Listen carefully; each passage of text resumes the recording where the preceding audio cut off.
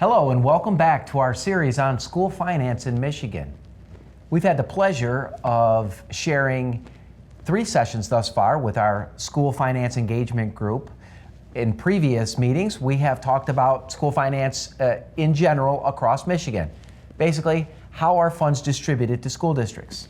In our second series, we talked about the revenues and the revenues specifically in the Troy School District. So when we receive that money, where do those monies go? We talked in depth about where those monies come from in terms of state allocation and in terms of federal allocation, grants, and so forth. In this series, we're going to talk about the other side of the accounts. We're going to talk about expenditures. So when we have that money, where does that money go? Where do we spend our money across the Troy School District? With me today, Dan Trudell, our Assistant Superintendent for Business Services, and we're pleased to be able to jump in to today's episode. So let's talk about revenues, or expenditures across the Troy School District. The materials that we are sharing, or that with all of you, you'll be able to have access to those on our website. So by all means, if you want to see more specific materials, please go to our website directly. They'll be there for you. Also, if there are any questions that arise from these presentations, do feel free to email either Dan or myself. And if we can't specifically answer those questions, we'll make sure to direct you to someone who can. We do welcome any and all questions from the community. Our agenda today is to talk about the department, our Michigan Department of Education accounting manual, and why are we starting with the accounting manual? Because specifically, it's important to know that when we receive revenues in, they have to go in certain spots, which we talked about at our last video. But how do we then pay those out? There are very specific rules about how we expend money in the Troy School District and for all schools across Michigan. We're going to look specifically at our financial statements, and you're going to be able to see exactly what percentage of our revenues do we spend on things like salaries. How much of that goes to things like supplies, our utilities across the school district. We hope you'll find that interesting. And then finally, we're going to dive into the state reporting. This is Bulletin 1014. There's very interesting information on this particular bulletin in terms of where the Troy School District, where our expenditures are in comparison to other districts across Michigan. So we look forward to sharing that information with you. So Dan, I'll turn it over to you. Yep, thank you, Dr. Macheski. So let's start off just talking a little bit about the account structures that we have here in the Troy School District. So for us, we rely on the Michigan Department of Education and the accounting manual that they put forth for all public school districts to be able to account for transactions throughout a school year. So that's known as the Bulletin 1022. So that's kind of our master guide, so to speak, of how we need to account for transactions. And what that does is it allows for a uniformity across all school districts in the state of Michigan, so that when end users of those numbers, so whether that's community members or various stakeholders, other businesses that perhaps are partnering with the school district, they'll be able to look at a school district's finances and make sure that the numbers are really apples to apples from district to district. So they mandate essentially a string of digits that we are required to use, and throughout that string of digits, there's very specific components. Specifically, as we talked about during our revenue presentation, there's different funds that we account for money in, and likewise, we have to expend those dollars within those funds. But there's also functions, so various functions throughout the district, whether that's instructional or support. We have different object codes, program codes, grant codes, even facility codes to identify specific buildings to the state of Michigan. So as we mentioned during our last presentation, we do have various funds. So as you can see here, these are all the current funds for the Troy School District. So depending on the nature of the revenue that we receive, and then likewise the expenses that we are incurring, we would be recording those all within a specific fund throughout the district. Looking at function codes, so the state does mandate various function codes. So you can see here, it's a 3-digit number, so it goes all the way from the 100s up to the 600s.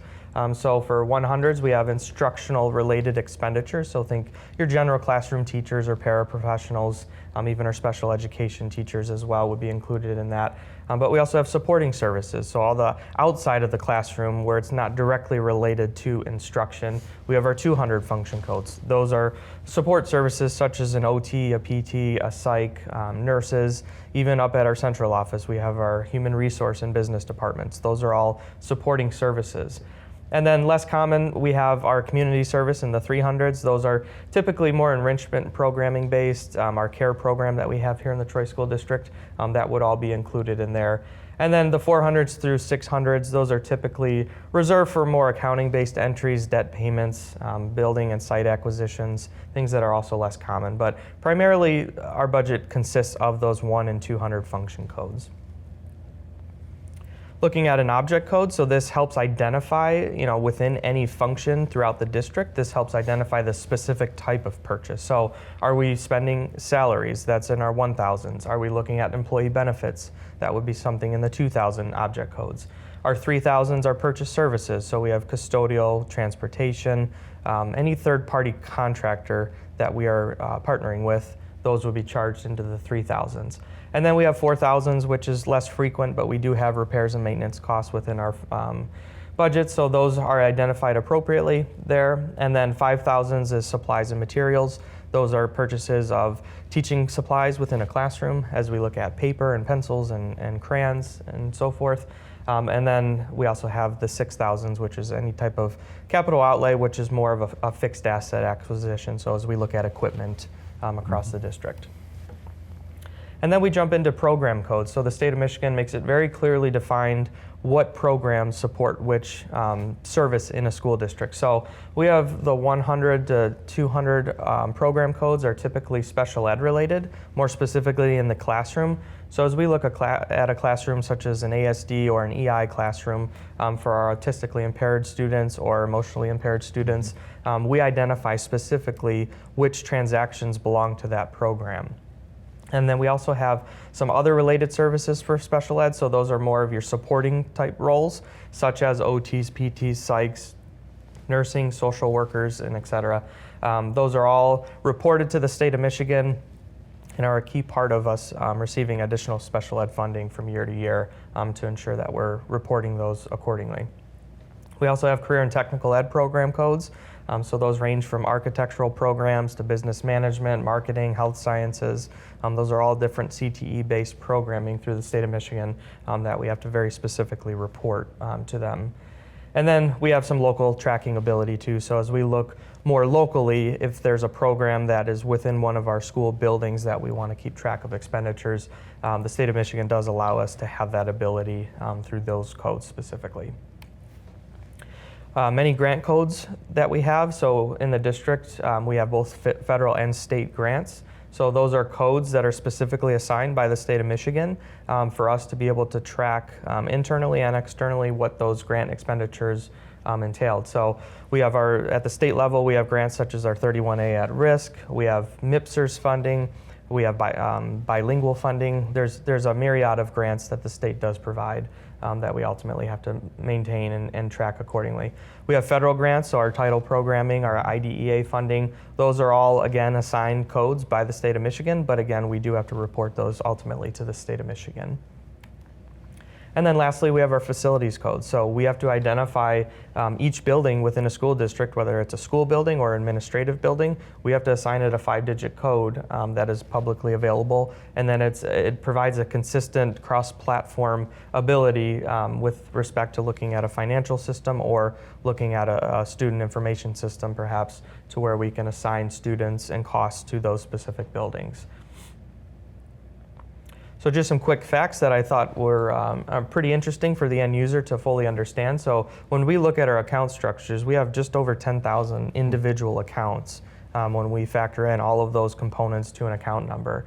We have 12 separate funds currently to maintain those accounts in. And then we also track 54 separate grant codes during the current year. So a number of tracking mechanisms that we utilize on a day-to-day basis that ultimately help provide as much transparency to our expenditures. Jumping into financial statements, so as we look at a public school district in the state of Michigan, there's generally two sets of financial statements that are issued in partnership between the Board of Education and an auditing firm. So we have what we call the Annual Comprehensive Financial Report, or the ACFR. And this is essentially a comprehensive report that lays out the district's financial history for the year. And it has a lot of other facts within it too to make it much more readable for the end user, and it's really intended to appease a wide-ranging spectrum of readers of those statements. So that is something that is prepared by the business office here in the Troy School District with the support of an external audit firm. But ultimately, it's the Board of Education that employs that firm to come in and really take a deep dive into our numbers to make sure things are in compliance and within the expectations of our Board of Education. We also have a report of schedule, or a report on a schedule of federal expenditures as well. So that's not a required component of our annual financial report, but it's really intended to test our internal controls. So we as a district receive federal funding, and to receive those dollars, we have to have an audit of this nature to basically test our internal controls to make sure that we have proper controls in place, which would then lead to full compliance of those federal awards. So that final report essentially just issues an opinion on the results of the auditor's testings of those controls. I think it's important and important to point out, and we shared with our school finance group as well, that the audit that is done annually, school districts are required to have that audit annually, that is an audit to the Board of Education. So administration works collaboratively to provide the information for the audit. Our audit firm is Plant Moran. They provide the information for the audit, but the audit is done independently on behalf of the Board of Education. Auditors speak with board members to make sure that they're comfortable that they're auditing the right funds and so forth. They get feedback from board members. I think it's important for our audience to recognize that administration helps support the audit, but it is an independent audit that is for the Board of Education, and then there is a reporting out to the Board of Education from their auditing firm that is done publicly. So we've been very fortunate over the course of the last 14 years to have had very clean audits, and the business office has been recognized for having for their auditing practices, or for their financial practices, excuse me, that are certified through the audit. That's something that I know our business office is proud of, our board is extremely proud of, and I think our community should be proud of as well, recognizing that the district is doing an exemplary job with all of the revenues that we receive and how those are reported on an annual basis. So looking at just high level, I think as we look at what a public school district's main goal is in educating students, we are a very service-based organization. We have a large number of staff across the district, and that is the majority of our budget. As we look at total expenditures of our budget of nearly $200 million, you can see here on this slide at the very bottom there, the grand total for the current school year, 25-26, we're at just over $145 million of total expenses simply relating to salaries and benefits. So out of a $200 million budget, that's a significant portion of our operation. So we have just over 1,200 total staff through the district payroll. And here we tried to break it out so we can see by the various groups. So our TEA, which is our Educators Association, our teacher group, that's about 870 total FTE. So a significant portion of our nearly 1,200 total FTE. And then we have some smaller groups. Our administrative group is about 47 currently. Our TESA group, which is our secretarial association, has 75 FTE.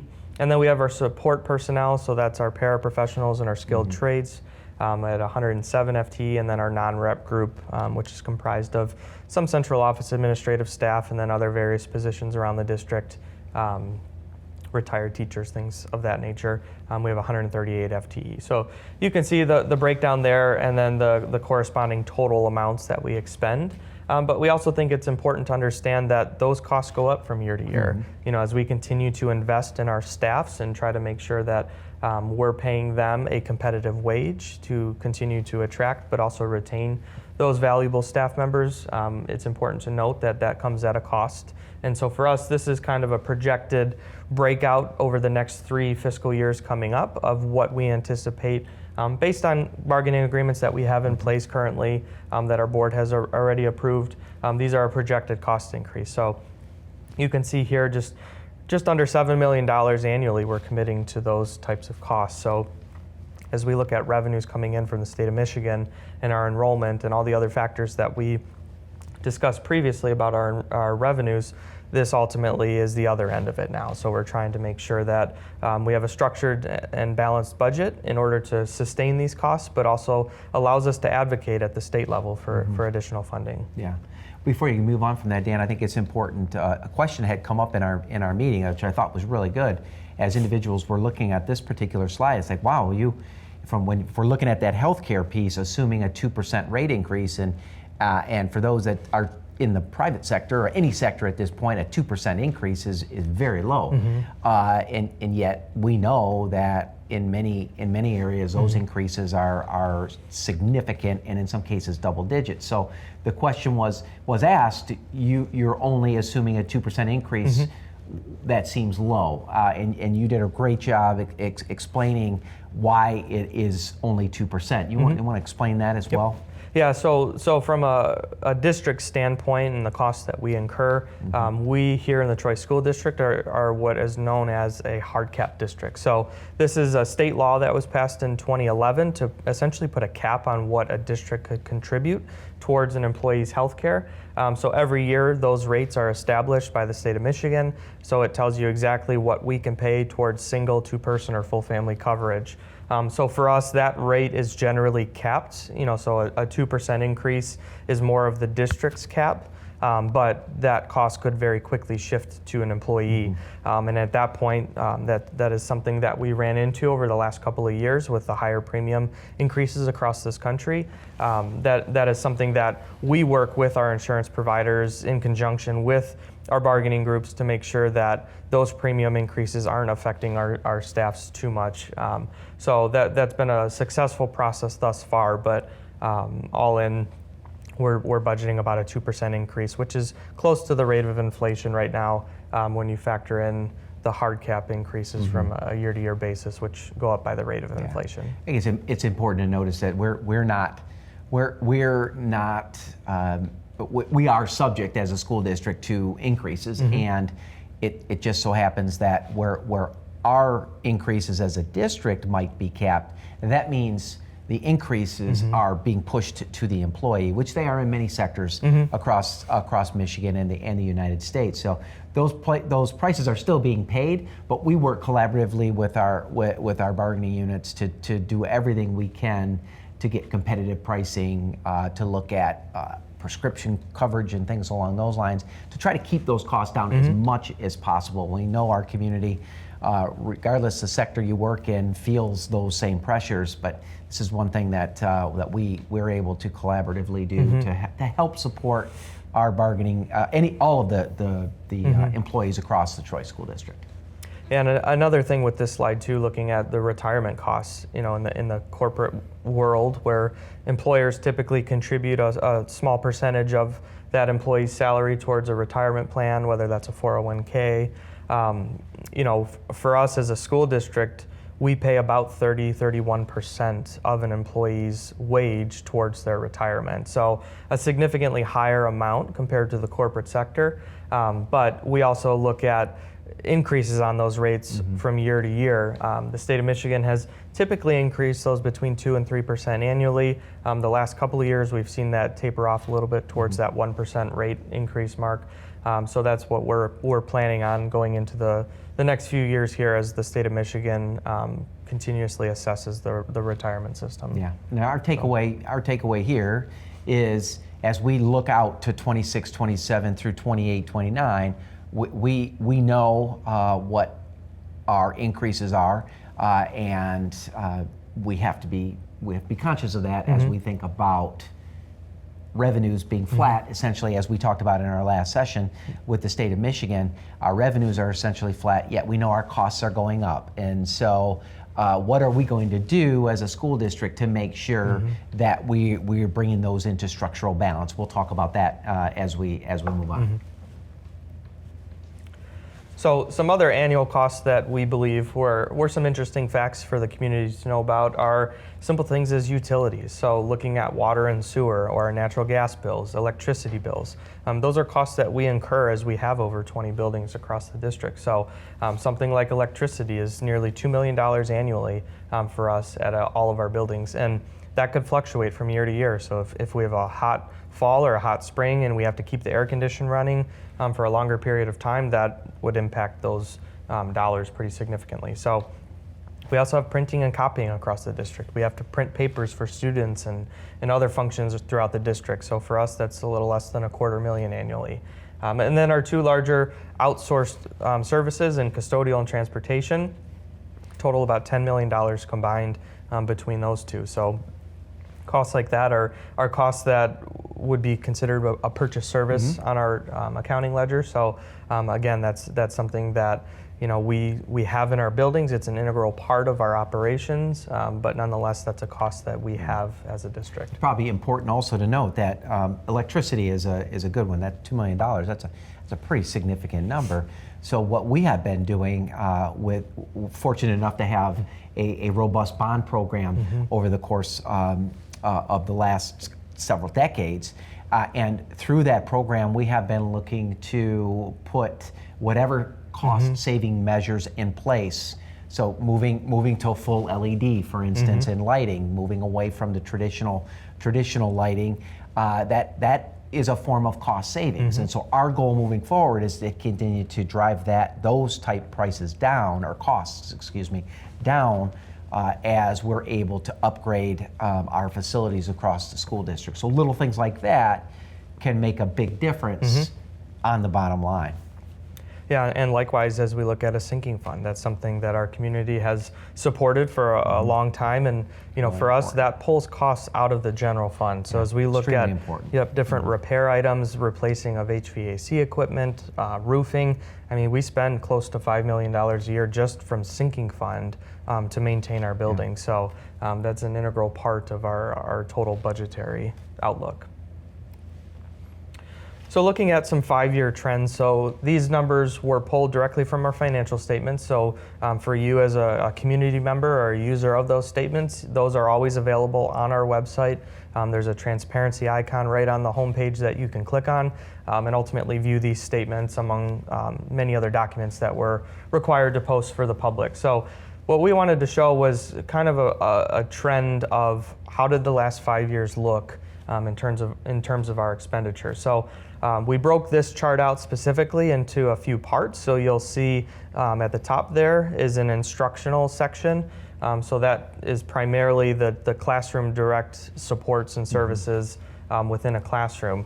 But then we have some supporting services across the district that maybe are not directly in the classroom on a day-to-day basis. So you can see everything from counselors and principals all the way up to central office staff, whether that's business, HR, all the way up to the superintendent. We have our operational categories, transportation, and then athletic related. So our financial statements break it out by function, essentially. So, and then we have some at the bottom there in terms of community service. That might be some enrichment type programming, care, and then we also have our debt service, which we do make a few debt payments out of the general fund to support some purchases and acquisitions over the last 10 years. So, but you can see here from a trend standpoint at the very bottom, you'll see our fund balance as a percentage of our expenditures. So our board goal is to maintain at least 15% fund balance as a percent of total expenditures. So you can see a little bit of a downward trend there, which was strategic in nature. That's something coming out of the pandemic with federal funds ending in fiscal year 24.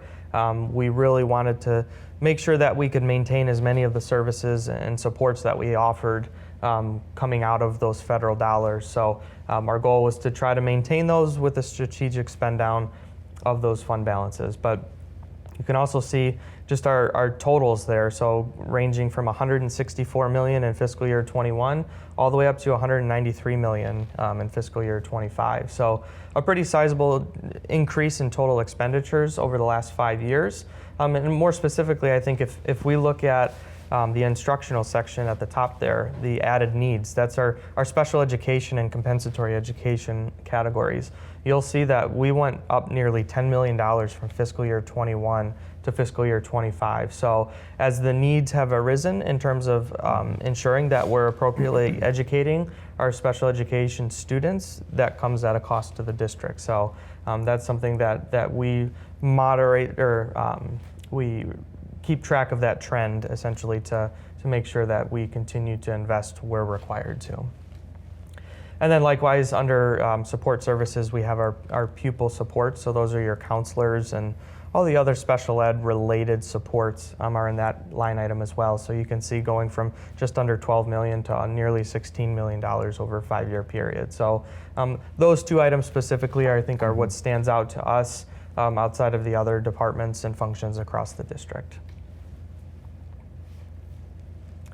So lastly, we'll talk briefly about the Bulletin 1014. So the state of Michigan compiles all of this information from all of the school districts. We're reporting under the same accounting manual, so the costs are sent in a very consistent manner to the state of Michigan.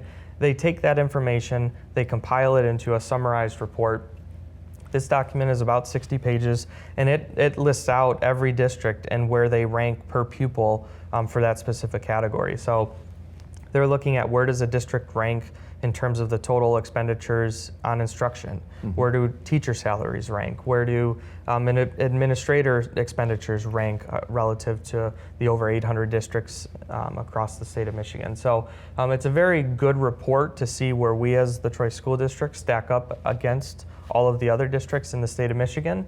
And it really just provides that level of transparency that we ultimately have. So yeah, and anybody wishing to look at Bulletin 1014, you can either Google it. There's the URL on the top, the first bullet here. You can take a look at that and plug that in. But yeah, you can go and explore any district and how much they spend in any of those given areas. If you have an interest in doing that, it's all public knowledge. It's publicly available. Yeah, and just a couple just to note. I mean, we have our instructional expenditures per pupil puts us around 100 to 105 within the state of Michigan out of 814 current school districts, and then even on the administrative side, we're in the 780-ish range out of 814 for administrative expenditures per pupil. So for us, that shows that our commitment is investing dollars in the classroom at the end of the day. Right, and that means the lower that number in terms of our expenditures puts us, that means there's more money going into our classrooms from an administrative standpoint. We spend less administratively, which puts us towards the bottom of the state in terms of the amount of money that we spend administratively. And there's a correlation, all right? The more we spend, the less we spend in other areas, the more we can keep in our classrooms. And that's always been a function and a goal for the school district. And this particular chart shows exactly that. And so what we thought would be nice to do is let's look at where the Troy School District expends its money as a percentage of its budget, and then let's pull some districts around us that we often compare ourselves to. You can see the districts that we've identified here. Some immediately around us, some just in the county.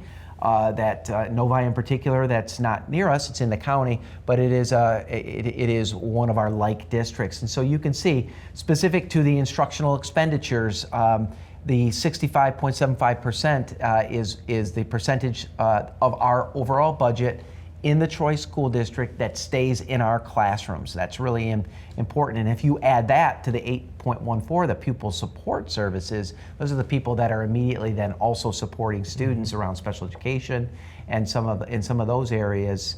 It's really puts us in a great position to say that we put our money where we identify our greatest needs and our goals. We're a learning organization.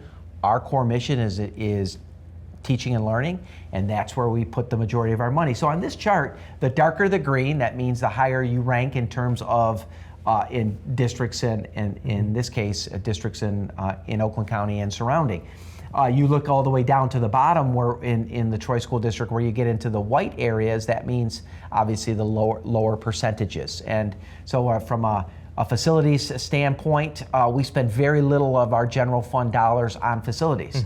And that is because we have, to Dan's point, we have a sinking fund that we can use to support our facilities, and then we have a robust bond program, which is what makes that bond program so important to us, where districts that might not have a bond program that is currently meeting their needs, they have to pull more money out of general fund. And you can see there are districts in and around us that have to spend more of their general fund money on items like facilities. We're very fortunate in the Troy School District we don't have to do that. Every dollar we don't spend on facilities from general fund, we can put into our classroom. And I can tell you that is a point of pride for our Board of Education on an annual basis. So certainly, by all means, take some time and look at this particular chart, because it really speaks to what we prioritize as a school district. And I would add too that this data comes from the state of Michigan. So as we look at account structures and all of that, when it all gets reported every year, every district has to report their financial information to the state of Michigan by the end of October. This report is generated for every school district. So as we looked at these individual reports for all of these districts, we pulled in those percentages to try to summarize it in a way that illustrates where do we stack up against our surrounding peers. And specifically, as Dr. Macheski said, as we look at each line item individually, where do we rank relative to those others? So as we've had a chance to look at expenditures in our school district, and we've spent some time over the course of the last 30 minutes or so talking about expenditures, and then we've had a chance to zoom out and look at funding as a whole across the state of Michigan and how that impacts school districts, including the Troy School District. There are certainly challenges ahead that we need to tackle head on, if you will. Retirement costs continue to rise for districts. We mentioned that earlier. We're having to budget additional monies on an annual basis for retirement costs. A little over 30 cents of every dollar goes directly to retirement. And over the course of the last several years, the state has been pushing more of that responsibility onto school districts. And so every dollar, if you can imagine, 30 to 31 cents of every dollar before we spend it on anything else gets taken aside for retirement purposes. And so that has a significant impact on our budget.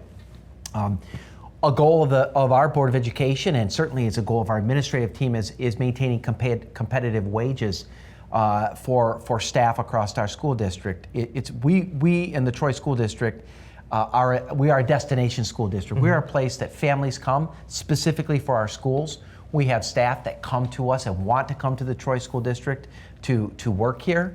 Our ability to continue to pay competitive wages is extremely important as we think about continuing to be that lighthouse district. And then we also need to retain staff. So attracting staff and then retaining them with a wage scale that is competitive and keeps pace with other school districts around here in Oakland County and certainly in the Tri-County area. We also have to think about sustainability, and that is the challenge that we have shared when we think about revenues that are not keeping pace with inflation, have not kept pace with inflation. I'll take back to one specific data point. We shared in our last video, we shared a chart that showed if our increases from the state of Michigan on a per pupil basis were keeping pace with inflation, we would have $55 million more in our budget today. And some of the challenges that we're talking about would not exist if that were the case. And so as the cost of doing business continues to be more challenging, how do we balance our budget in order to do the things that we know we need to do. But we have to stay sustainable. So we have to find a way to bring our revenues in line with our expenditures. That's a challenge that all school districts in the state of Michigan are facing right now. And then lastly, we have to start planning for what it looks like as we look ahead into 2026, 27. By law, the school district is required to have to pass a budget. The board is required to pass a budget by the end of June, which we are preparing.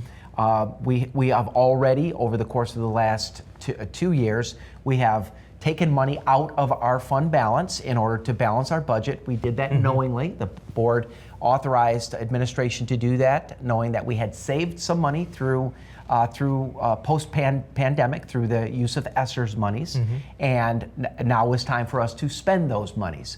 We also recognize we need to maintain that 15% fund balance. And so as we think about keeping our focus on what's most important, and that is teaching and learning, what happens in our classrooms on a daily basis. We want to continue to keep that percentage of our expenditures in our classroom. So that's first and foremost. How do we maintain the highest quality teaching and learning program? How do we bring balance? That sustainability is key. And then we have to keep an eye on that fund balance as well moving forward. And so with that, the school district is working on, administration is working on with the board, cutting our costs for next year to the tune of approximately $12 million. $12 million on a budget of over $190 million is no small amount. So that is something that we've been actively engaged with our board already. We are actively engaging with administration, with our teams across the school district to identify those areas that we can begin making some recommended adjustments to in order to meet that goal of reducing our budget by $12 million. So more to come as our series of school engagement continues. When next together, we're going to talk about some of the other ancillary funds that we have across our school district. We're going to talk about in more detail the reductions that we're going to focus on moving forward. How do we get to that sustainability, right? How do we get to that balanced budget that is really important for us to continue to maintain moving forward? And then we're going to share some information about some information that some of you may be aware of, and that is a potential for a county-wide enhancement millage. So we're going to talk a little bit more about what that means, what it is, what it means, potentially for the Troy School District moving forward. So we look forward to, when next together, having an opportunity to talk through those components as we continue to dive deep to funding in the Troy School District and the future of our school district. So we want to thank you for joining us today.